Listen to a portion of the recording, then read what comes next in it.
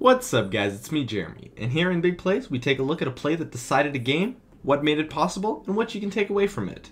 If you guys enjoy this series and want more, leave a like and let me know what you think. Alright, starting with some context. This is a ranked duo game with my partner in crime being the friendly Jinx. And now even though the kills are relatively close, if we take a look at the towers, you can really see that our team happens to be very far behind, as our opponents have 9 towers alive, while we have just 1 remaining. But we managed to stall until our inhibitors were up again. Using LoL replay, I can say that we were exactly 9,000 gold behind when this fight happened. Bot and top lanes lost their lane and are a decent amount behind, while our Ryze in the mid lane is a little bit ahead and managed to come out on top, but overall our team is definitely behind.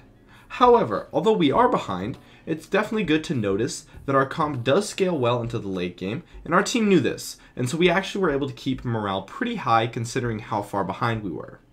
There wasn't really much in terms of Skype audio this time, but whatever. Let's just play it back once in real time for you guys.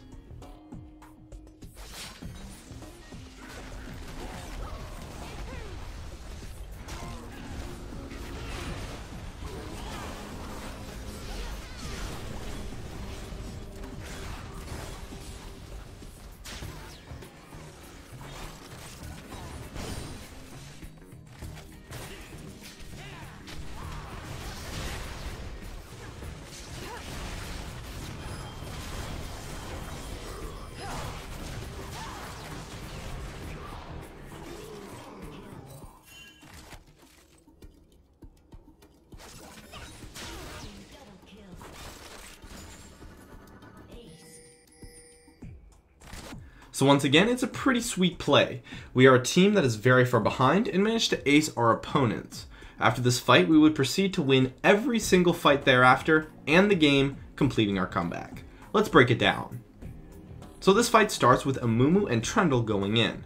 But the thing is that their initiation is very poor and results in the fight being split up into 2 sections. Amumu and Trundle dive the opposing carries, while Annie and Renekton try to take our carries out. While Amumu and Trundle get kited hard and end up dying, we manage to kill only Annie since Renekton is so tanky.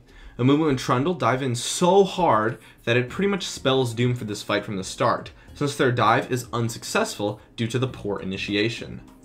Although Annie and Renekton's dive is also unsuccessful, their use of the wall here allows Renekton to escape, leading to a 2-for-1 initial trade in the fight, so it does seem like the fight is lost. The chase from the opponents then begins, and it's at this point where the fight turns around completely due to the way we focused and managed the opponents. Once the fight transitions to the second part, our kiting allows it to never be an even fight.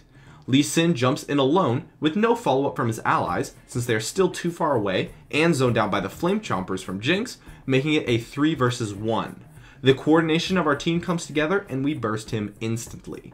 Then I try to turn on to Lissandra, which is another 3v1 from the start since the opponents are still a little bit zoned out, and although I do die due to a nicely timed Zhonya's, Jinx snipes a wonderful zap onto Caitlyn, forcing her out of the fight, while the Zhonya's takes Lissandra out of the fight long enough for her to die instantly when she comes out of it. When Renekton goes in, it's a 2v1 fight that is easily dealt with. Finally, Jinx chases down Caitlyn, and then the fight ends with the ace. It is this positioning and kiting, as well as the phenomenal way that players were focused down properly, that allows this fight to end the way it did. It's the perfect kiting and management of the opposing players that allows the fight to always be lopsided in our favor once the second part begins, and the final 3v4 fight resulted in a 1-for-4 trade, with myself being the only death. Now the key mistake that the opponents make is not coordinating their assaults. Lee Sin jumps in when he has no one that can help him. Caitlyn goes in head on with an inefficient use of her 90 caliber net, leaving her vulnerable to the zap from Jinx. While Renekton goes in when Lissandra's Zhonya is used, meaning that she is out of the fight for 2 seconds. Both teams tried to kite this fight in a way towards the end, but obviously one team was a lot more successful.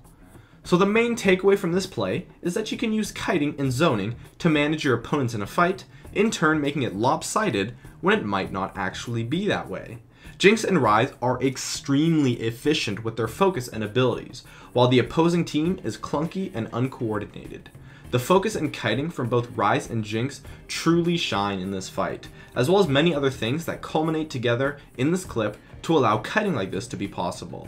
And in addition to that, keeping a positive attitude and the fact that not a single player on our team gave up helped a ton in this comeback, since we knew that we at least had a chance due to our team composition.